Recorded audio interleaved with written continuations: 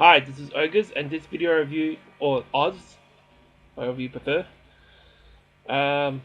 This video review is on AEW Dynasty from April 6th, 2025. Today's recording date is April 17th, 2025. This AEW pay-per-view was live from the Liacouras Center in Philadelphia, Pennsylvania. There was two pre-show matches. Match number 1, Nick Wayne and CRU, Action Andretti and Leo Rush, with Kip Sabian and Mother Wayne versus AR Fox and Top Flight, Dante Martin and Darius Martin with Layla Gray in a trios match. Nick Wayne and CRU won by pinfall. Match number 2 was Anthony Bowens with Billy Gunn versus Max Caster. Anthony Bowens won this match by pinfall. And let's see, the main show matches. Match number 3, Men's Owen Hart Cup Tournament qualifying. Is it qualifying? Quarterfinal. Quarterfinal match. Will Ospreay versus Kevin Knight. Will Ospreay won by pinfall and advanced to the semi-finals in the tournament. Match number 4 was the Learning Tree, Big Bill and Brian Keith versus the Hurt Syndicate, Bobby Lashley and Shelton Benjamin with MVP for the AEW World Tag Team Championship.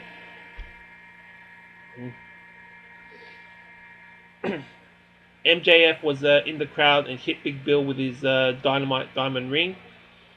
So, yeah, the Hurt Syndicate retained their titles by pinning by one of the members. It was Bobby Lashley, I think, pinning Brian Keith. So, yeah, the Hurt Syndicate won by pinfall and retained their titles. Match number 5 was Julia Hart versus Mercedes Moné in a Women's Owen Hart Cup Tournament quarterfinal match. Mercedes Moné won by pinfall and advanced to the semi-finals of the tournament. Match number 6 was Rated FTR, Cope, Cash Wheeler and Dax Harwood versus the Death Riders, Claudio Castagnoli, Park and Wheeler Utah in a trios match for the AEW World Trios Championship. The Death Riders won by pinfall. Then FTR turned on Cope. It was Dax Harwood at first, and then Cash Wheeler eventually turned on Cope, so they're now heels. Match number 7 was Vegan Bane. 1 second. Match number 7 was Megan Bane versus with Penelope Ford. 1 second.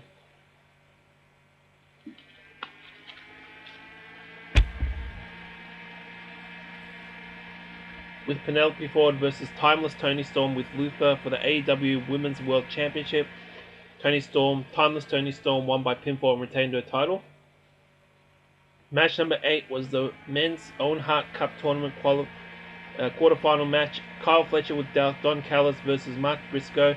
Kyle Fletcher won by pinfall and advanced to the semi-finals of the Men's Owen Hart Cup Tournament.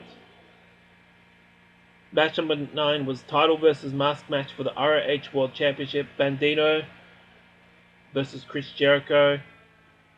Bandito won by pinfall after Chris Jericho got caught using the bat by Bandito's family, and one of the referees saw it. So the match was restarted, and then Bandito won by pinfall and became the new ROH World Champion. Match number 10 was Adam Cole versus Daniel Garcia for the excuse me. Adam Cole versus Daniel Garcia for the AEW TNT Championship. This match had no time limit and outside interference was strictly prohibited. But Adam Cole won by pinfall and became the new TNT champion, so back-to-back matches with new champions.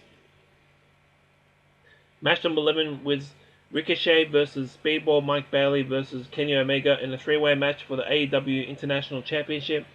Kenny Omega won by pinfall and retained his title. Match number 12 was Swerve Strickland with Prince Nana versus John Moxley with Marina Shafir for the AEW World Championship. The Young Bucks, the lights went dark, then the Young Bucks appeared and hit Swerve Strickland with the V-trigger, and then John Moxley picked up the scraps and eventually, won the match by pinfall and retained his title. So there were ramifications of that on the Dynamite, I think, when the Young Bucks returned. Where is the...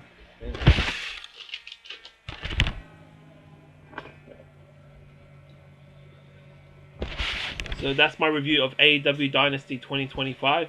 I thought the opening match was awesome. The tag team title match was good. The women's Owen Hart Cup tournament match was good. The trios title match was good. The women's world title match was good. That match was good. That match was okay. That match was good. Excellent. That match was decent.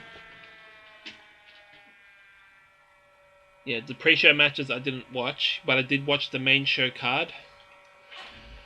And all of the matches were good except for the ROH World Title match. It was fine for what it was. So I would grade it a B+ and a score of 8.5 out of 10. A near perfect show. Let me know what you thought about my review of AEW Dynasty 2025 in the comments section below. Like my video and subscribe to my channel. The next video review I'll be doing will be on WWE Raw on Netflix from April 7th, 2025, which was a while back. I think it was over a week ago. Alright, this has been Oz, or Ogres. Peace out.